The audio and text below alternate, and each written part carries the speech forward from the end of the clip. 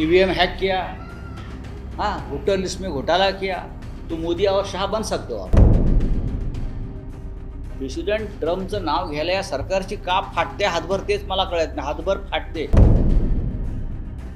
इस देश में जो सब कुछ चल रहा है वो गौतम अडानी ये एक उनके दोस्त के लिए चल रहा है.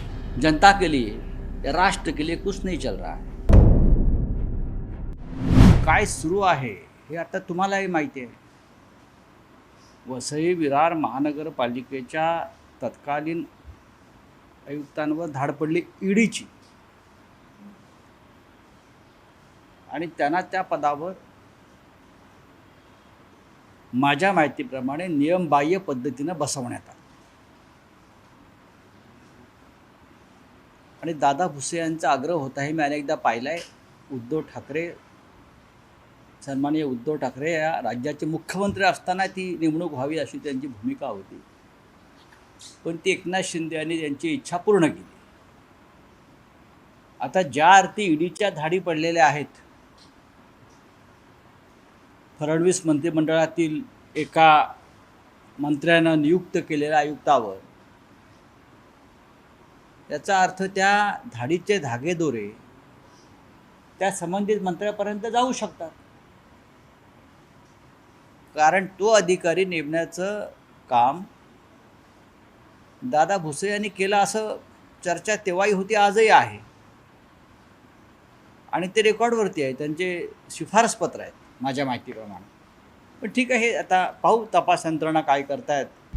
आता isakal.com आहे देशातील नंबर 1 ची मराठी न्यूज वेबसाईट. प्रत्येक अपडेटसाठी isakal.com ला नक्की भेट द्या.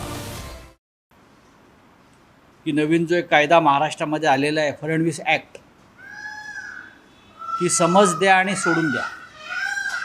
जसं काल काही मंत्र्यांना समज दिली आणि सोडून दिला. नवीन फडणवीस ॲक्ट आला आहे महाराष्ट्रात. बाकी सगळे जे असतात त्यांच्यावर कायदेशीर कारवाई होईल. जनसुरक्षा कायद्याखाली त्यांना अटका होतील, भ्रष्टाचार विरोधी कायद्याखाली अटका होतील, इतर होईल. पण मंत्रिमंडळातले जे अपराधी आहेत, माणिक कोकाटे असतील, शिरसाट असतील, संजय राठोड असतील, बरं अन्य कोणी असतील, ज्यांची जागा बाहेर असायला पाहिजे ते तुरुंगात आहेत, ज्यांची जागा तुरुंगात असायला पाहिजे ते मंत्रिमंडळात आहेत. याचं कारण महाराष्ट्रात जो फडणवीस ॲक्ट लागू आहे. आधी वॉशिंग मशीन, मग फडणवीस ॲक्ट, की समज द्यायची आणि माफ करायचं. शिंदेच्या मोठी फास आवळल्यानंतर या निमित्ताने सगळी जी नावं समोर येत आहेत, शिंदेच्या कुटुंबाशी निगडीत किंवा शिंदेच्या मंत्र्यांच्या अवतीभोवती पाहायला नक्कीच तसं दिसतंय या क्षणी. पण त्याच्यावरती या क्षणी मत व्यक्त करणं योग्य नाही. कारण हे सगळं दबावाचं राजकारण किंवा ब्लॅकमेलिंगचं राजकारण असतं. आता बरेचसे जे लोक आता अटक केले आहेत, मग अमित साळुंके असेल झारखंडमध्ये घोटाळ्यातला, किंवा अन्य आहेत. आता हे काल पडलेली धाड आहे वसई विरारच्या आयुक्तांवर. हे सगळं पाहता जे मिंदे गटाचे लोक आहेत त्यांना हा कोणीतरी इशारा देत आहे, याद राखा, फार हालचाल करावी तर. सगळ्या फायली टेबलावरती आहेत, पण त्या टेबलावर त्या फायली पोलिसांकडे केव्हा जाणार हे पाहावं लागेल. माणिकराव कोकाटे 20 ते 22 मिनिटं रमी खेळत होते सभागृहामध्ये बसून, असा अहवाल आल्याचा दावा केला जातोय. विधिमंडळाची चौकशीचा अहवाल आहे, सांगितला. म्हणजे नुसतं काही सेकंड नाही, मात्र 22 मिनिटाचे ते पत्ते खेळत. अशा अहवालांना फडणवीस किती किंमत देतात किंवा विधानसभेचे अध्यक्ष किती किंमत देतात, हा प्रश्न तुम्ही त्यांना विचारायला हवा. अंदाज समितीचे अध्यक्ष अर्जुन खोतकर यांच्या पियेला धुळ्यामध्ये त्यांच्या खोलीमध्ये 1.5 कोटी 80 लाख रुपये सापडले. त्याच्या आधी 10 कोटी रुपये धुळ्यातल्या ठेकेदाराने जमा करून जालन्याला पाठवले. कोणासाठी पाठवले त्याचीसुद्धा एक चौकशी आणि ATS वगैरे नेमलं. काय झालं पुढे? देवेंद्र फडणवीस हे घोषणा करतात कारवाईच्या, ATS स्थापन करतात. पुढे काय होत आहे?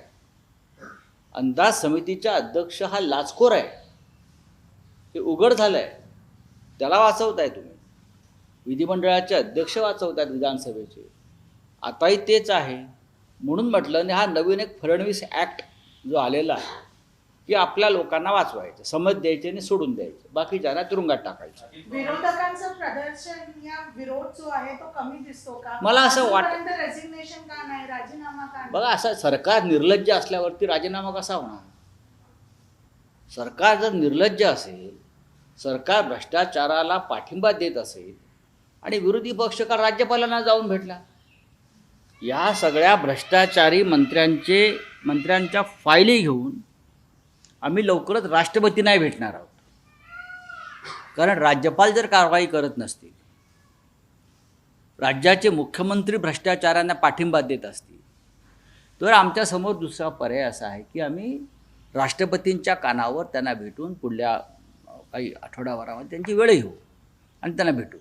जय जवान पथकाला एंट्री नाकारलेली आहे. राज आणि उद्धव एकत्र आले तेव्हा त्यांनी सलामी दिली होती आणि आता सरनाईक यांनी त्यांना एंट्री नाकारलेली आहे. नाही, ठीक आहे, हा आम्ही आमच्या लेवलला सोडवू ठाण्यामध्ये. सर, मस्साजोगचे सरपंच देशमुखांच्या हत्येनंतर ते चौथा आरोपी सापडलेला नाही, दुसरे आरोपी गायब आहे. पण धनंजय मुंडे यांच्या मंत्रिपदाच्या संदर्भामध्ये टेकऑफ केलं जातं, त्यांना पुन्हा इंटरव्ह्यू दिला जातो. काय कुठे गेले? काय कृष्णा आंधळेच ना? कृष्णा आंधळेचं काय झालं? जसं 50 वर्षापूर्वी सामना चित्रपट आला होता जब्बार पटेलांचा, डॉक्टर श्रीराम लागू, निळू फुले त्यात होते. त्याच्यामध्ये एक प्रश्न होता की मारुती कांबळेचं काय झालं, काय झालं त्याचं. तसं महाराष्ट्राला पडलेला प्रश्न आहे की कृष्णा आंधळेचं काय झालं. तो मुख्य साक्षीदार आहे. त्याला कुठे गायब केलं, त्याला मारलं, त्याची हत्या झाली, काय कळू द्या ना. इतकं सक्षम पोलीस दल आहे देवेंद्र फडणवीस यांचं. कृष्णा आंधळेचं काय झालं हा प्रश्नाचं उत्तर आम्हाला हवं आहे. बोला ना. पंतप्रधान नरेंद्र मोदी यांनी काल भाषणाला उत्तर दिलं ऑपरेशन सिंधूर संदर्भावर आणि त्यांनी म्हटलं की जगातील कोणत्याही मोठ्या नेत्याने त्यामध्ये हस्तक्षेप केला. बघा, नरेंद्र मोदी यांचं कालचं भाषण हे देवेंद्र फडणवीस यांच्या शब्दात सांगायचं तर रुदाली होतं. देवेंद्र फडणवीस यांचा आवडता शब्द आहे रुदाली, रडगाणं. कळलं का? ते रडगाणं होतं, म्हणजे भाजपचा शब्द आहे रुदाली.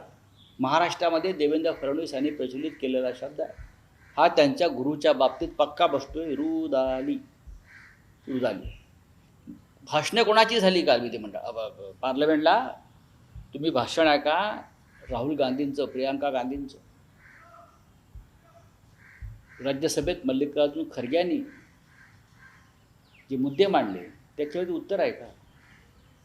त्याच्यावरती अजिबात उत्तर नाही आहे. कोणत्याही प्रश्नानं, विरोधी पक्षानं विचारलेल्या कोणत्याही प्रश्नाचं उत्तर ना रक्षामंत्र्यांकडे आहे, ना प्रधानमंत्र्यांकडे आहे आणि ना गृहमंत्र्यांकडे आहे. खोटं बोलतं. 1950 साली सरदार पटेलांचं निधन झालं आहे आणि हे सरदार पटेलांचे 1960 सालचे आठवण किस्सा सांगतायत मिस्टर गृहमंत्री आपले. 1960 में सरदार पटेल. अरे बाबा, 1950 साली सरदार पटेलांचं निधन झालं. हा इतिहास त्यांचा. यांचा इतिहासाशी काय संबंधच नाही. मोदींच्या भाषणानंतर पण ट्रम्पने हे पहा, प्रेसिडेंट ट्रम्पचं नाव घेतलं नाही, चीनचं नाव घेतलं नाही.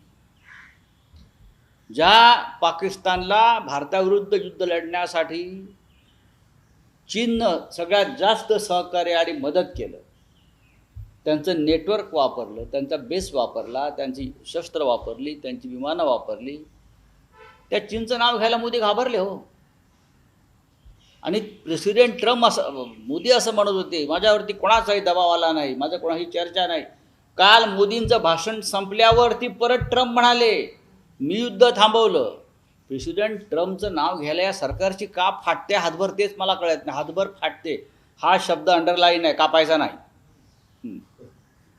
महाराष्ट्रामध्ये लाडकी बहीण योजनेमध्ये 4,800 कोटीचा घोटाळा झाल्याचं नाही, सांगण्यात काय ते. सुप्रिया सुळे यांनी पुराव्यासह हा मुद्दा मांडला आहे.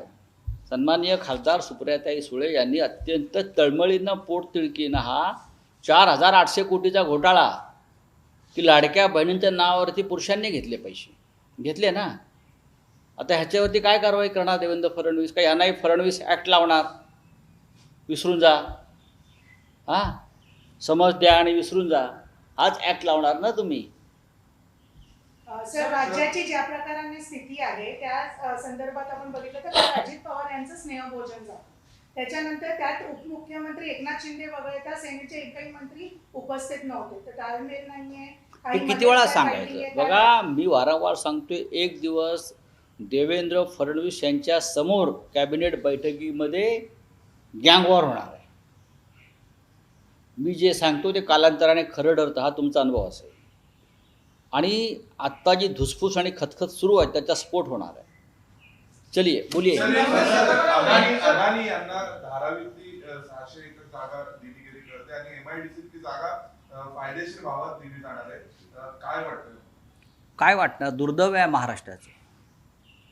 देवेंद्र फडणवीस, नरेंद्र मोदी, जो देशाचा पंतप्रधान गौतम अडाणीच्या व्यापारासाठी पाकिस्तानबरोबरचं युद्ध थांबवू शकतो, प्रेसिडेंट ट्रम्पशी डील करतो आणि पाकिस्तानचा बरोबरचं दहशतवादाविरुद्धचं युद्ध थांबवतो, त्या देशामध्ये अडाणीला अख्खा देश जरी दिला नावावर करून तरी आश्चर्य वाटणार नाही. धारावी फार लहान गोष्ट आता त्यांच्यासाठी. सर, एक हिंदी में सवाल है। बोलिए। प्राइम मिनिस्टर ने कल कहा कि किसी विदेशी ताकत ने युद्ध रुकवाने के लिए उनसे नहीं कहा, लेकिन सामना में आप लोगों ने सवाल उठाया। आपने ये भी कहा कि पंडित नेहरू के सामने प्राइम मिनिस्टर मोदी नाखून के बराबर भी नहीं है। तो उसमें गलत क्या है? पंडित नेहरू है, सरदार पटेल है. नेहरू और सरदार पटेल बनना आसान नहीं है. मोदी और शाह बनना बहुत आसान है आज के ज़माने में. EVM हैक किया, हाँ, वोटर लिस्ट में घोटाला किया, तो मोदी और शाह बन सकते हो आप, तुरंत बन सकते हो. आपके पास अडानी हो या और उद्योगपति हो, पैसा है, तो आप मोदी शाह बन सकते हो. लेकिन जवाहरलाल नेहरू, सरदार पटेल बनना, इंदिरा गांधी बनना, राजीव गांधी बनना, नरसिंह राव बनना और मनमोहन सिंह बनना भी आसान नहीं है. मैं इतना ही कहता हूँ. और क्या है, कल का भाषण सुना आपने, सब सुन लीजिए. मोदी जी ने ट्रंप का नाम तक नहीं लिया, मोदी जी ने चाइना का नाम तक नहीं लिया. मोदी जी का भाषण ख़त्म हो गया और वहाँ फिर एक बार ट्रंप ने कहा कि मैंने वहाँ रुकवाया. ये डरपोक सरकार है और सरकार की लीडरशिप डरपोक लोगों के हाथ में है. ये बोलने में मैं नहीं डर रहा हूँ. चाहे मुझे जेल में डालिए और कुछ करिए, मैं नहीं डर रहा हूँ. बोले हिंदी का खत्म हो गया. हाँ, कल यूएस प्रेसिडेंट ने बोला है कि 20 से 25% टैरिफ देना पड़ेगा इंडिया को. तो हम फॉरेन पॉलिसी की बीजेपी बात करती है, कौन इस देश को फॉरेन पॉलिसी नहीं है. इस देश को सिर्फ गौतम अडानी की पॉलिसी चलती है व्यापार के लिए. जिस देश का प्रधानमंत्री गौतम अडानी का व्यापार के लिए युद्ध रुकवाता है, पाकिस्तान के साथ युद्ध चल रहा है, टेररिज्म के खिलाफ युद्ध रुकवाता है, उस देश के प्रधानमंत्री से और सरकार से आप क्या उम्मीद कर सकते हो? मुझे बताइए. इस देश में जो सब कुछ चल रहा है वो गौतम अडानी, ये एक उनके दोस्त के लिए चल रहा है, जनता के लिए या राष्ट्र के लिए कुछ नहीं चल रहा है. देवेंद्र फडणवीस का अपने मिनिस्टर्स को बोला है कि मीडिया से कम बात करें, कंट्रोवर्सीज में ना आए और डेवलपमेंट पर फोकस करें. देखिए, देवेंद्र फडणवीस क्या बोला है मुझे मालूम नहीं, लेकिन उनके कैबिनेट में 10 अपराधी ऐसे हैं, 4 हनी ट्रैप में फंसे हुए मंत्री हैं और 4 घोटालेबाज ऐसे मंत्री हैं जिसके पूरे एविडेंस हमने दिए हैं. लेकिन एक नया फडणवीस एक्ट चल रहा है, फडणवीस कानून. माफ़ करो, जो कैबिनेट में अपराधी है उनको थोड़ा समझ दे दो और माफ़ करो. बाकी जनता के लिए बहुत कठोर कानून है, जेल में जाएंगे और मंत्री लोगों को पूरी माफ़ी मिल जाएगी. ये कानून वहाँ चल रहा है और ये महाराष्ट्र के लिए बहुत ही गंभीर बात है. लाड़की बहन योजना जो वहाँ पे चली, भ्रष्टाचार है. 4,800 करोड़ का घोटाला हुआ है. लाड़के बहनों का पैसा लाड़के भाइयों ने खा लिया, क्योंकि वोट के लिए. आधार कार्ड के सिवाय पैसा नहीं मिल रहा था. फिर आधार कार्ड देखे नहीं किसी ने. आधार कार्ड ज़रूरत थी ना उस वक्त एज एविडेंस. तो ये जो जेंट्स थे, भाई थे हमारे सब लाखों, उसने अपना आधार कार्ड तो दिया होगा, तब पैसा उनके खाते में जमा हो गया. तो कौन जिम्मेदार है? सरकार. सर एक और सवाल है, सर सुप्रिया सुले ने पार्लियामेंट में उन्होंने अपने भाषण में कहा कि प्राइम मिनिस्टर नरेंद्र मोदी ने विदेश जाने वाले प्रतिनिधिमंडलों का नेतृत्व करने के लिए कई विपक्षी नेताओं पर विश्वास दिखाकर बड़प्पन का परिचय दिया है। उनकी राय है ये बड़प्पन की बात नहीं है, ये उनकी मजबूरी थी। वो विश्व को दिखाना चाहते थे कि देश हमारे साथ है। अब है क्या, अब बड़प्पन दिखाएंगे मोदी जी? काम हो गया उनका।